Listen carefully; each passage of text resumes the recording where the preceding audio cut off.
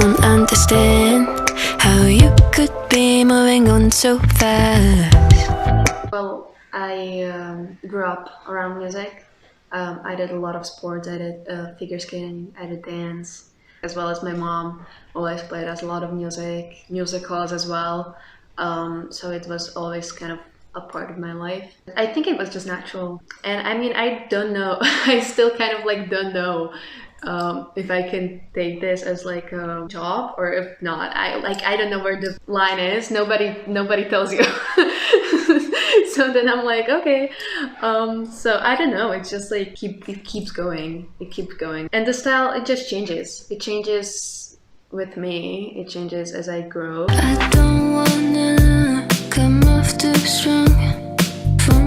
I mean, I think Billie is still new, so I don't know how there can be a new Billie Eilish. Besides, like, no two people are the same. So, you know, I'm me, she's her. There might be some similarities, but you can find it anywhere. I love Billie, so it's not like I'm offended by it. It's just like I don't want people to hear my name and think of somebody else. I want them to think of me. I feel so alone. Only see too many colors. For example, my country, Slovakia, is a newer country. It hasn't been its own country until like 93, so it's like very little time.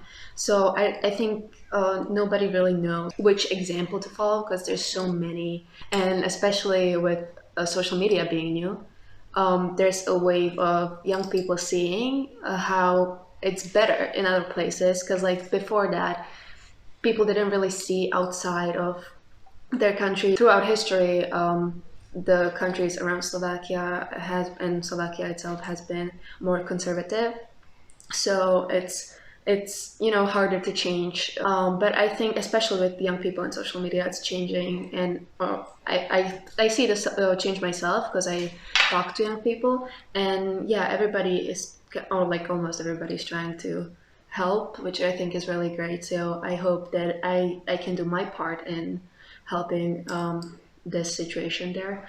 Needles in my heart, stick pins in my head. I like to fantasize about my own. For example, Scotland, they have a law where they have to teach about LGBT history in school, which I think is really great because I think people are afraid of something they don't know, and when kids are gonna go to school and see it as a normal part of their life and that it's not something like this big scary monster, you know, to be different. I think it's important to talk about these issues in mainstream media, because if we're only going to be talking about these issues and in the groups that it like affects and that care about it, nothing's going to change because they're doing their best they can, and or like things are going to change. It's just going to take more time. It needs to be more diversity everywhere.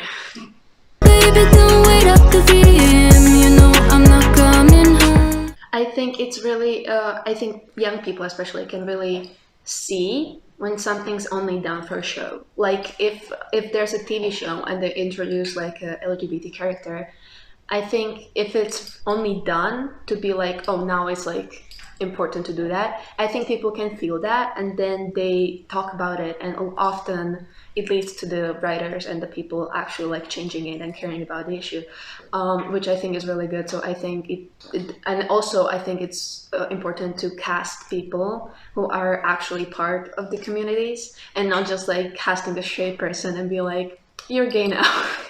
You know, so obviously like it just, yeah, I think it's changing, and I think especially younger creators do this in terms of like writers and actors and, you know, in general just stuff like that. So I think that's really what's necessary and what needs to be done, as well as in books. For example, I think TikTok did a great job in bringing some of LGBT books to light, and a lot of people started to care about a lot of these like books. So I think that's really good. So there's also a brighter side to social media as this, for example.